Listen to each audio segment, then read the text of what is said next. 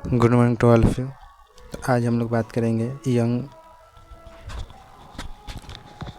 Good morning to all of you. तो आज हम लोग बात करेंगे क्लास 10th के VBA क्वेश्चंस के बारे में।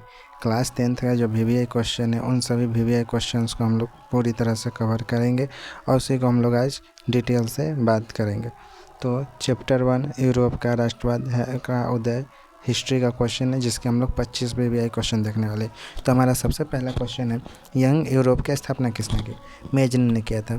मेजनी यंग यूरोप की स्थापना 1831 में किया था, जिसका उद्देश्य था इटली को स्वतंत्र बनाना।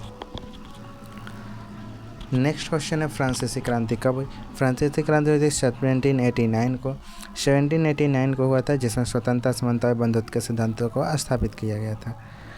थर्ड क्वेश्चन हमारा, वियना कांग्रेस कब हुई? वियना कांग्रेस कब हुई या कब बना? तो वियना कांग्रेस 1815 में हुई थी, जो कि ऑस्ट्रिया की राजधानी वियना में हुई थी, इसीलिए इसका नाम जो है सो वियना कांग्रेस पड़ा। वियना कांग्रेस का अध्यक्ष कौन था? तो वियना कांग्रेस का अध्यक्ष था मेटरनिक। ऑस्ट्रिया का जो चांसलर था वही था मेटरनिक।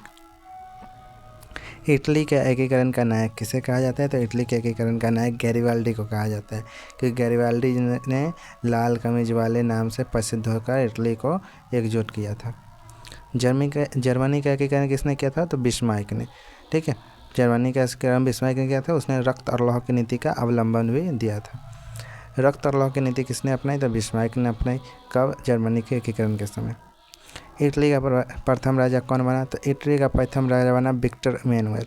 ठीक है, तो विक्टर मैनुअल जो है इटली का प्रथम राजा बना 1861 में। जर्मनी के एकीकरण का वास्तुकार किसे कहा जाता है? तो जर्मनी के एकीकरण बिस्मार्क के द्वारा किया था, ऑटो वॉन बिस्मार्क। फ्रांस में जुलाई क्रांति कब हुई? तो फ्रांस में जुलाई क्रांति 1830 में हुई थी, जिसमें बुर्बो राजवंश के राजा चार्ल्स दसम के निरंकुश शासन के विरोध में यह क्रांति की गई थी। 1848 की क्रांति किस देश में हुई थी? फ्रांस में। जर्मन सीमा शुल्क संघ यानी जालबेरिन की स्थापना कब हुई? 1834 में। जालबेरिन व्यापारियों का संघ था, उसी को क्या कहते हैं? जालबेरिन।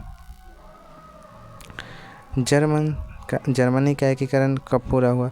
तो जर्मनी का एकीकरण 1871 में पूरा हुआ था।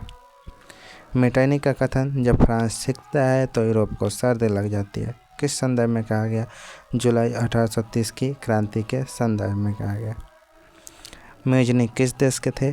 तो मेजनी इटली के रहने वाले थे। काउंट काबूर किस देश का प्रधानमंत्री था? तो काउंट काबूर सार्डिनिया पिगमाउंट नाम के देश का प्रधानमंत्री था। जेसुप मेजनी द्वारा स्थापित गुप्त संगठन क्या है? तो यंग इटली है और यंग यूरोप, ये दो संगठन उन्होंने स्थापित किया था। नेपोलियन किस देश का शासक है? तो नेपोलियन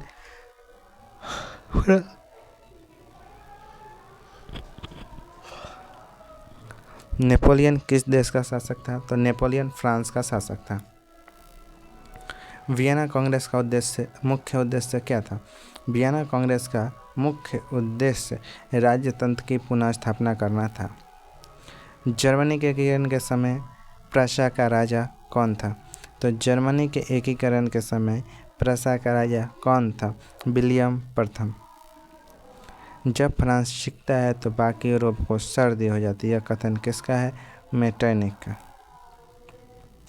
बिस्मार्क किस देश का चांसलर है? तो पर्शिया का चांसलर था बिस्मार्क। इटली के एकीकरण मुख्य रूप से किसके नेतृत्व में हुई? तो काउंट काबूर, मेजनी और गैरिबाल्डी तीनों के नेतृत्व में हुई। यंग इटली संगठन की स्थापना कितने की थी? तो मेजनी ने की थी। गैरिबाल्डी पेशे से क्या था? तो गैरिबाल्डी पेशे से एक नाविक था। तो आज के क्लास में इतना ही, मिलते हैं नेक्स्ट वीडियो में।